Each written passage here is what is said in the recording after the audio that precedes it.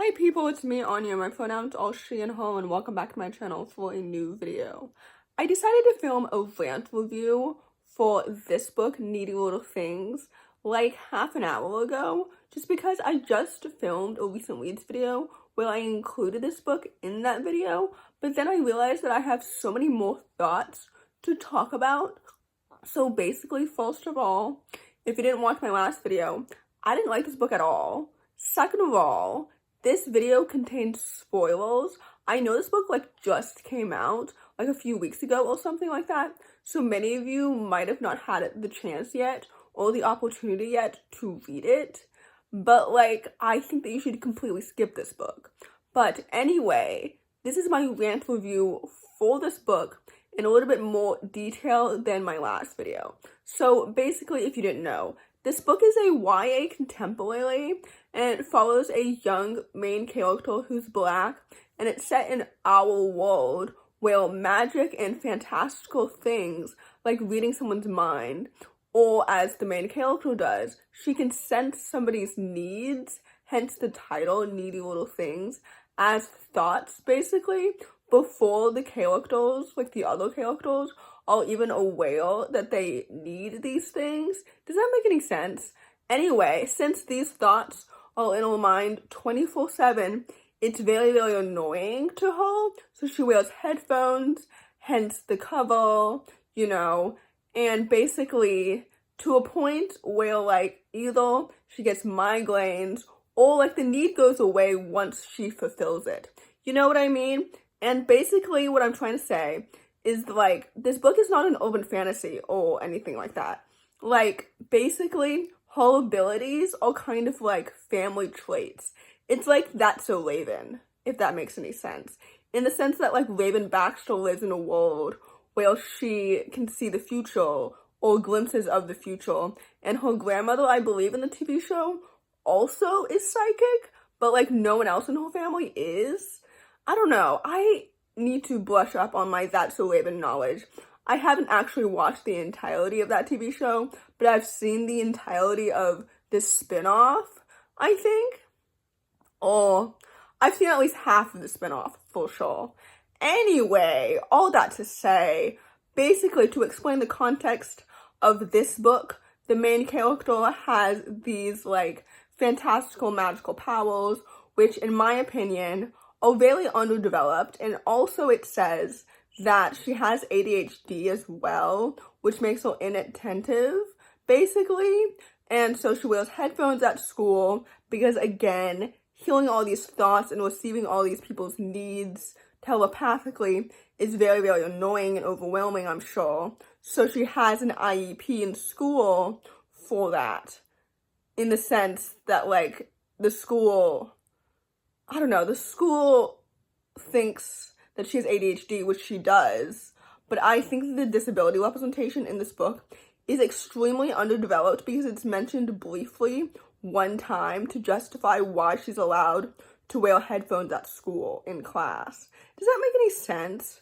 But anyway, the main reason as to why I don't like this book is the plot twist at the end. But let me explain the plot and the context and the background and how we get there first, so that you can understand the context first, because otherwise the plot twist will not make sense to you either. But anyway, so basically the story is set in a contemporary YA modern day setting where police, as we all know, are prone to not paying as much attention to missing black women as they do to white counterparts. And I think that disparity is very, very important and relevant and timely in the conversation surrounding racial discrimination and racial profiling, and everything are very, very important. And the context within this story particularly is that the main character's best friend, Malcolm, has a missing twin sister, and she, Tessa, went missing when she was very young. So naturally, Tessa Soraya, I believe that's how you pronounce the main character's name, but I'm not completely sure.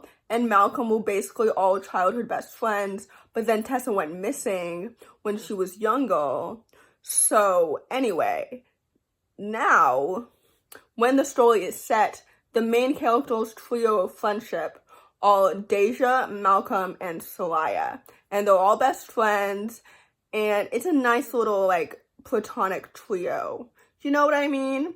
But then, so basically, the three of them, and I think Soraya's, like, new friend, who also becomes her love interest later on, and their romance, in my opinion, is so underdeveloped, and it needs way more time, and they deserve better romantically.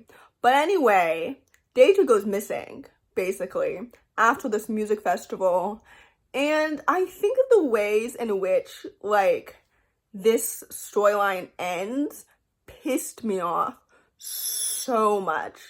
And I feel like it kind of undermines the entire conversation surrounding, like, the disparity and, like, the racial discrimination that all of these missing Black women in real life experience and receive and everything.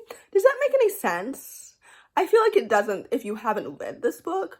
But basically, yes, Deja goes missing, which is very, very serious and very, very bad.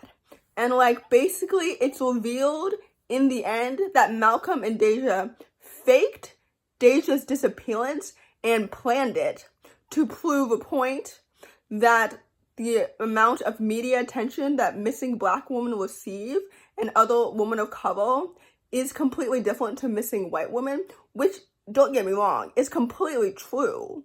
But, like, the fact that you faked it and planned it is fucked up also, because it's giving, oh, I don't know, The Boy Who Cried Wolf?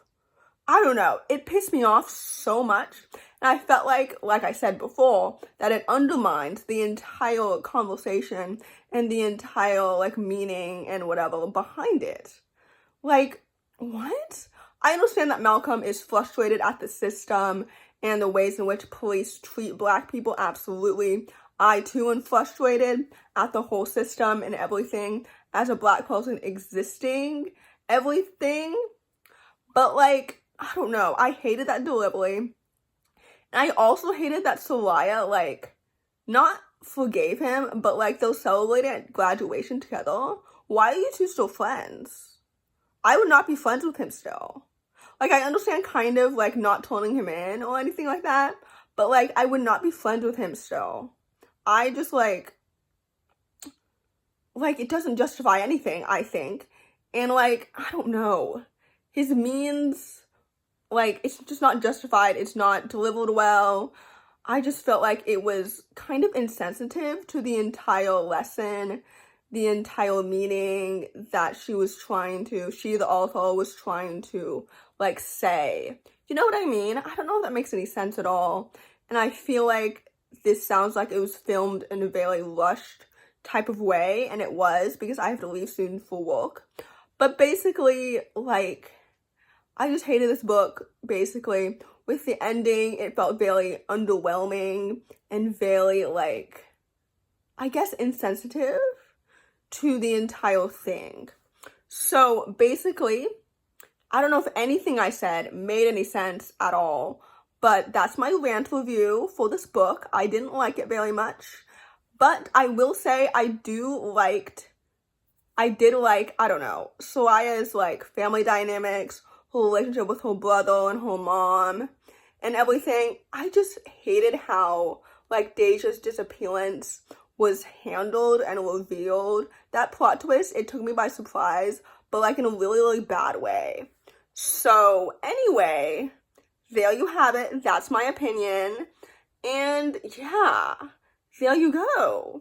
So basically, I might do more rant reviews in the future on all of the books that I dislike and why I dislike them. I feel like I don't really talk a lot about the books that I dislike because I'm always afraid that I'm going to receive flack for having, like, I don't know, an unpopular opinion.